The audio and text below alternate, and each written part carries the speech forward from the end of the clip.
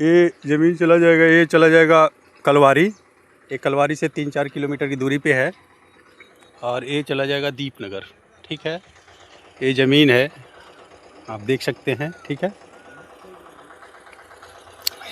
ये ज़मीन है। ठीक, और ये 26 लट्ठा फ्रंट है इसका, 2 बीघा है। किस बिरादर की है भैया? पंडित जी की ज़मीन है। कोई लोग लिखेंगे इसमें?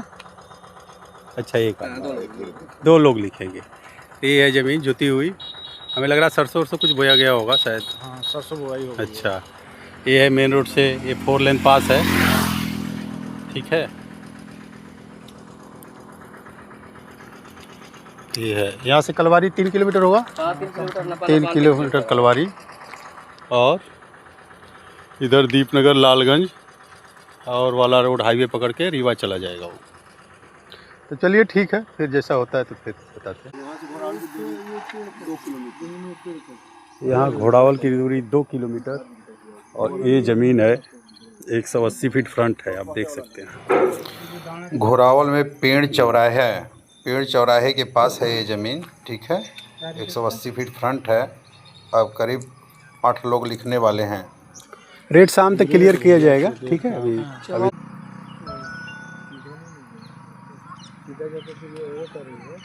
ऐसे करिए तो वो उधर दब गया है।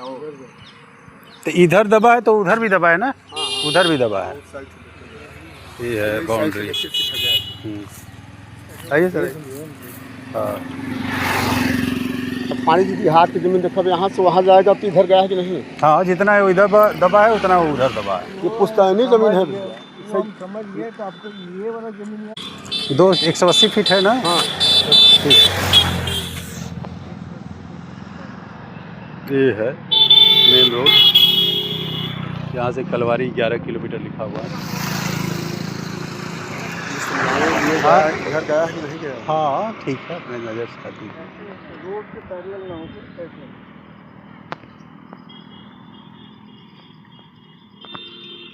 लाइन दूसरे साइड में है, हाई टेंशन के तार है दूसरे साइड में, उधर भी।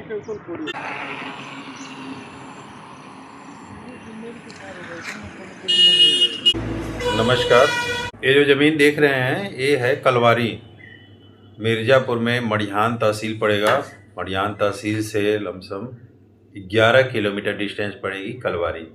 कलवारी से 3 किलोमीटर डिस्टेंस है लालगंज वाले रोड पे। ये 2 बीघा ज़मीन है और जिसका फ्रंट है 200 फीट, 210 फीट के आसपास होगा। 26 लट्ठा बता रहे हैं वो, तो 210 फीट फ्रंट है और गहराई उसी के हिसाब से होगी। टोटल ज़मीन 2 बीघा, लिखने वाले पंडित जी हैं। ये 2 लेन दिख रहा है लेकिन ये 4 लेन होने वाला है। लालगंज से सीधे रोड आ रही है जो नेशनल हाईवे जो रीवा और लेके वाराणसी के लिए जो आई है, नेशनल हाईवे जो एमपी को जाता है, वहाँ से लालगंज के लिए जो रोड कटी है, लालगंज से कलवारी के लिए, उसी रोड पे है ये ज़मीन। और 4 लेन पास हो गया है, ये जनरल की ज़मीन है। यदि इसमें चाहेंगे तो 1 बीघा भी मिल सकता है और 2 बीघा भी मिल सकता है। 1 बीघा में फ्रंट आ जाएगा 100 फीट। और दूसरी ज़मीन यदि है इंटरेस्टेड तो दूसरी ज़मीन है जो भी वाराणसी से लमसम 80 किलोमीटर डिस्टेंस पड़ेगी। जगह का नाम घोड़ावल है। 35 बिस्वा है, 34 या 35 बिस्वा होगा। पेड़ है, पेड़ चौराहे के पास है और फ्रंट उसका लमसम 200 फीट के आसपास है। 200 या 180 जो भी होगा, लमसम 180 से 200 फीट फ्रंट होगा उसका।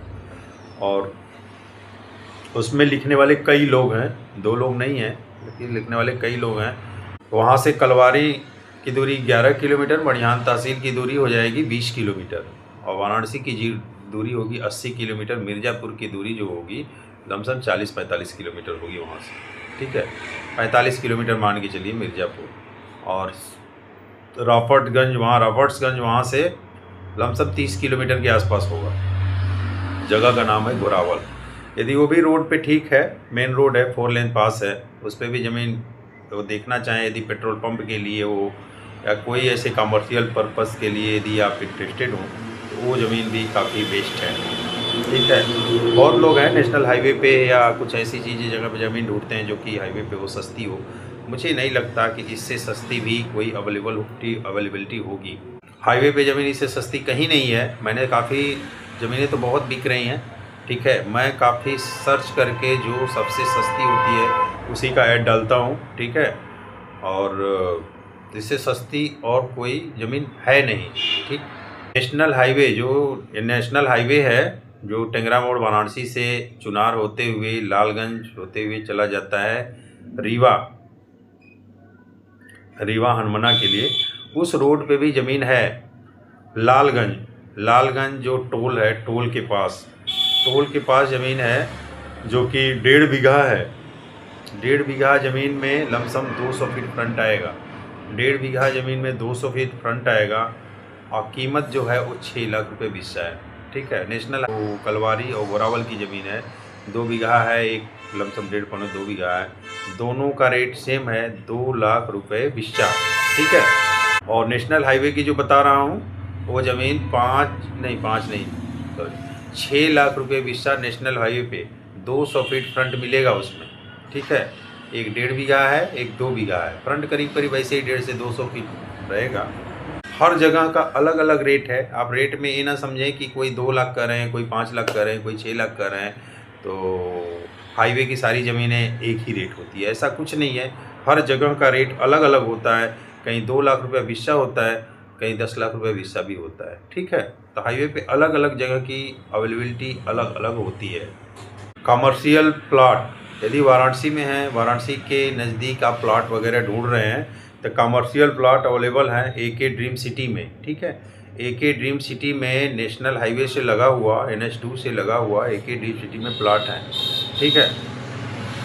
उसमें कमर्शियल भी हैं, रेजिडेंशियल भी हैं। मैंने वीडियो में बताया, पहले का वीडियो भी देखे होंगे तो उसमें बताया है कमर्शियल और रेजिडेंशियल दोनों तरह के प्लॉट अवेलेबल हैं। जो कि कमर्शियल का रेट है वो 3500 रुपये पर स्क्वायर फीट है और रेजिडेंशियल का रेट है वो 2500 रुपये पर स्क्वायर फीट है। तो उसमें आप देख सकते हैं, उसमें सारे प्लॉट जो भी हैं सब रीसेल के हैं, रजिस्ट्री किए हुए हैं। रजिस्ट्री का पेपर मैंने चेक किया है। बाकी आप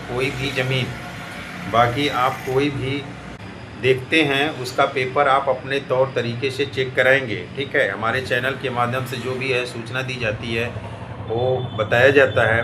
नहीं, ये चीज़ें नहीं है कि आप हमारे पे ट्रस्ट करके चैनल पे भाई बताया है ये सब चीज़ें प्योर है, ऐसा कुछ नहीं है। ये तो जैसा कि आगे बताया गया है, जो बेच रहे हैं उन्होंने अपनी सूचना दी, उस आधार पर मैंने ऐड डाला है, ठीक है। तो आप उसको अपने तरीके से जांच के पड़ताल करके ही आप ज़मीन लेंगे, ठीक है। इस पे नहीं है कि नहीं इसके माध्यम से है, इस चैनल के माध्यम से है तो सब कुछ सही है। सब कुछ सही नहीं हो पाएगा भाई। हर जगह ज़मीन में बहुत ही लफड़े होते हैं और उस चीज़ को आप अपने तरीके से ही जांच पड़ताल में पता करेंगे, ठीक है। मैं सबको ऐड जितने भी डालता हूँ, लोगों से मिलता हूँ तो वो चीज़ें जो बताया वही चीज़ें जो सामने दिखती है, गलत चीज़ें जानने के बाद नहीं डालता, लेकिन जो चीज़ें सामने दिखती है वही इसमें डालता हूँ, वही चीज़ें बताता हूँ।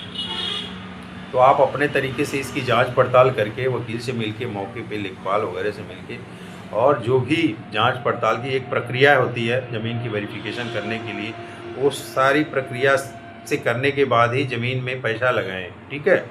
चाहे मेरे द्वारा, चाहे किसी भी प्रॉपर्टी डीलर के द्वारा। आप यदि अगला आदमी कोई भी बेच रहा है तो आप उसको पूरी तरह जांच पड़ताल करके, वर्षक हो तो ज़मीन देखने के बाद आप अकेले जा सकते हैं ज़मीन पे, अगल बगल पड़ोसी से पूछताछ कर सकते हैं उसके बारे में। ज़मीन पे खेती कौन कर रहा है, अभी वो बेच रहे हैं तो खेती कर रहे हैं, दूसरा आदमी कर रहा है, तो जहाँ तक है पड़ोसी सबसे ज़्यादा वो सही बताता है। कभी कभी किसी की दुश्मनी होती है, वो भी गलत बता देता है, तो वो एक अलग चीज़ है। लेकिन आप उसको 4 लोगों के पूछने के बाद सही नतीजे पे पहुंच जाएंगे। लेखपाल चाहे वकील से जो बात करेंगे तो वो तो मात्र पेपर देखेंगे, खतौनी में नाम वगैरह किसका है, वैसे वो चीज़ देखेंगे। लेकिन वो चीज़ें आपको देखनी है, आपको जांच पड़ताल करनी है, ठीक है। तो मैं AK ड्रीम सिटी की बात कर रहा था, तो वो AK ड्रीम सिटी में सस्ते प्लॉट अवेलेबल हैं, एग्रीकल्चर भी है, कमर्शियल भी हैं, उसमें भी आप ले सकते हैं, ठीक है, जो गंजारी स्टेडियम के पास है। और कोई भी प्लॉट वगैरह लैंड में यदि पैसा लगाते हैं तो पूरी तरह जांच पड़ताल करके ही लगाएं, ठीक है। चाहे मेरे चैनल के द्वारा हो, चाहे कहीं भी हो, ताकि आप लेने के बाद पछताना न पड़े, किसी लफड़े में न पड़े, ठीक है। नमस्कार।